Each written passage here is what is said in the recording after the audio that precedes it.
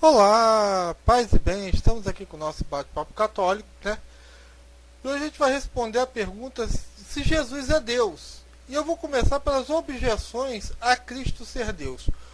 Uns afirmam que se Jesus fosse Deus, ao morrer na cruz, Deus deixaria de existir ou a Trindade deixaria de existir, né?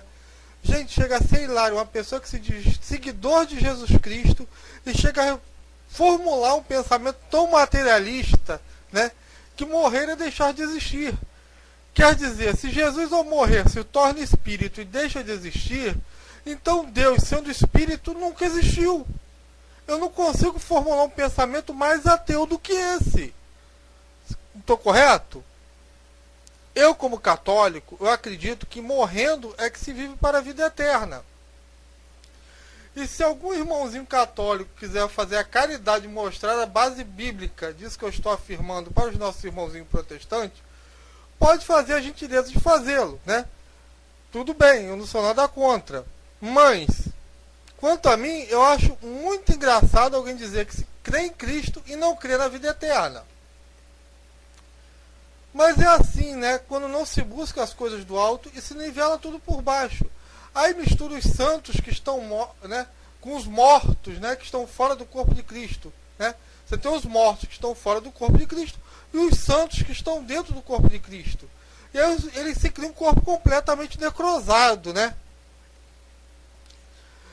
E, né, eu sempre digo, felizes somos nós católicos, que temos os santos, que como sacerdotes celestes são mediadores no corpo de Cristo, né, perante Deus. Glória a Deus por nos dar essa unidade no corpo de Cristo, um corpo vivo, um corpo sadio, impecável, né? Santo e imaculado, que é a igreja, né? Que faz a união do céu e a terra. Outra objeção à divindade de Cristo é que vem eles dizer, se Jesus é Deus, como ele pode não saber o momento do seu retorno? Santo Agostinho interpreta essa passagem dizendo que Jesus diz não saber esta data, porque está fora do depósito das verdades que ele veio revelar aos homens. Não pertence à missão de Salvador revelar essa data. E o magistério da igreja quer que se respeite essa vontade de Deus de deixar oculto essa data aos homens. Jesus, na sua natureza humana, ressalva aqui que pode ignorar muito bem pontos específicos do plano divino, que não são estritamente necessários para a sua missão terrena. E, de fato, o exato momento da sua segunda vinda não é o ponto-chave da sua obra, do seu legado, né? Ele desejou, antes de tudo, pegar a plenitude da lei do reino de Deus, né? A salvação universal, a destruição do pecado, a instituição da igreja e a primazia do amor. Entendeu? O que adiantava Jesus falar, tal dia, tal ano, vai acabar o mundo, mas não explicar a gente como se salvar? Né? Então, né, a gente, longe de diminuir esse mero desconhecimento de Jesus, né, acaba providencialmente ocorrendo a favor da sua doutrina e dos seus ensinamentos. Né? Porque, veja só, né, se Jesus não deixa claro, né, o dia e a hora, ele faz toda uma explanação do que vai acontecer. Né? E veja como o desconhecimento humano de Jesus age em conformidade aos desígnios de Deus. Né? Quando pede para que os seus não afrouxem na fé, não durmam na virtude, nem vacilem na esperança. Né? E não é verdade que a sua exortação vem somente mantendo de pé a cristandade durante 2000 anos dentro da Igreja Católica? Veja que o grandioso mistério que é a pessoa de Cristo, em sua natureza humana e divina, que concorrem para o bem, né? Uma da outra a salvação das almas. Então, gente, né? Deus sabe da nossa miséria humana. Deus sabe que muita gente, né? E eu me incluo nisso, os seres humanos têm a maneira de nivelar por baixo. Por isso que a gente tem que ir para Deus, ver as coisas do jeito de Deus, né?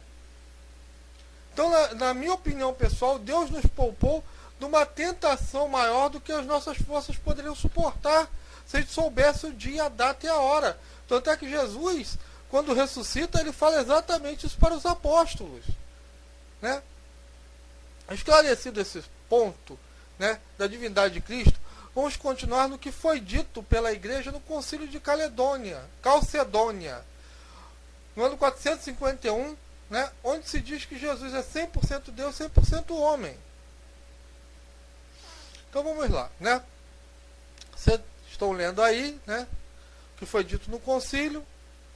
Então Deus é quem assume a condição humana. Cristo é um engendramento de Deus. Ele não veio, ele não é criado, mas sim Deus assumiu a forma humana para levantar a nossa punição, né? Contra que estava a humanidade sob o pecado original, né? Adão, né? Jesus é um novo Adão que vem contra do homem, né?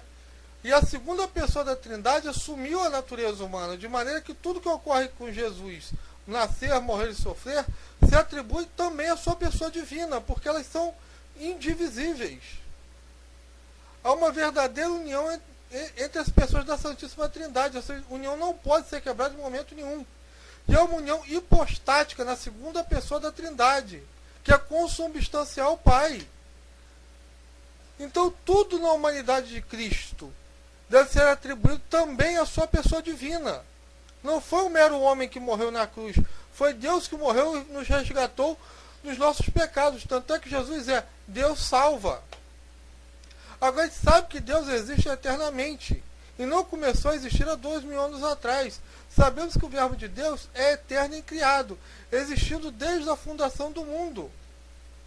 Não obstante, há 2000 anos atrás, Deus assumiu a forma humana. Se você não acreditar que Deus assumiu a forma humana, você não acredita que Deus está na Sagrada Eucaristia, onde Deus se oculta e revela dentro da sua igreja. Sendo assim, a pessoa de Cristo divina é Deus que morre na cruz por nós. Né?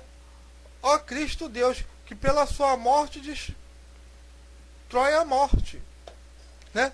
Massacrando o Cristo na cruz, Deus assume as chagas e as dores do mundo, invertendo a maldição imposta àqueles erguidos, né, no maldeiro como bênção divina, elevando-se Cristo, né, a Deus do nível mais baixo, a dignidade humana. Jesus foi lá no mais baixo da dignidade humana para nos elevar, e é Ele que resgata e regenera a humanidade decaída pelo pecado original. Deus morreu na cruz para que fosse a morte derrotada, para que ganhássemos a vida eterna. Se você não reconhecer isso, meu filho, a sua fé não vale de nada. Porque ali, do coração de Cristo, que foi furado, é que se jorrou em abundância a vida eterna, santificando os homens e seus afazeres no mundo. Né? Um adendo aqui, eu sei que alguns irmãozinhos protestantes vão espernear, né, a parte que diz que Maria é mãe de Deus, mas esta é uma verdade de fé revelada pela igreja, tanto quanto a descendência de Cristo, né, como acreditavam os apóstolos, que a descendência de Cristo, apesar dele ser eterno, vem dos judeus. Assim como Jesus pergunta, como é que Jesus pode ser filho de Deus, como é que o Cristo pode ser filho de Davi, se ele existia antes de Davi? Né? E essa pergunta que os fariseus não souberam responder, nós católicos sabemos responder. É a mesma pergunta que os protestantes não sabem responder.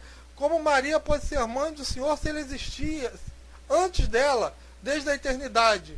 Né? Porque Jesus assumiu a forma humana. Então, quando ele assume uma forma humana, ele assume uma descendência. E a humanidade de Cristo não se divide da sua divindade. Né? Então, né, vamos prosseguindo, né? Que isso é uma verdade, que Maria, mãe de Deus, só pode ser visto por aquele que é cheio do Espírito Santo, como foi Isabel.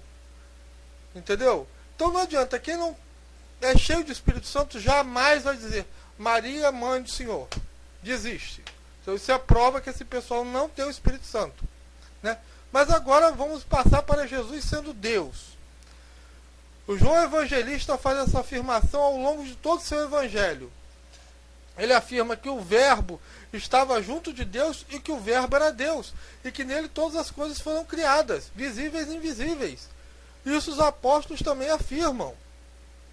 Em seu evangelho, João faz Jesus dizer que ele é eu sou. Ora, esse é o tratamento que Deus usa para ele mesmo no Antigo Testamento. Eu sou. Mas vamos lá, vamos continuando. Tomé e Paulo chamam Jesus de Deus. João diz lá no evangelho dele, Tomé diz, meu Senhor e meu Deus. E Paulo fala, nosso grande Deus e Salvador Jesus Cristo. Então, essa tradição humana dos protestantes, de alguns protestantes, é que vem denigrir Jesus. Para quê? Para eles criarem qualquer heresia, para eles voltarem à antiga lei.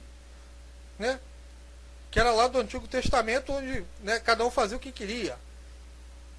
Paulo diz que todo joelho deve se dobrar perante Cristo, como era Deus lá no Antigo Testamento. Somente Jesus é gerado pelo Pai e adorado pelos anjos. Está lá na carta de Hebreus. Não só pelos anjos, mas pelos homens. Ora, a Bíblia é clara, a gente só deve adorar somente a Deus. Estariam os anjos e os santos apóstolos cometendo idolatria?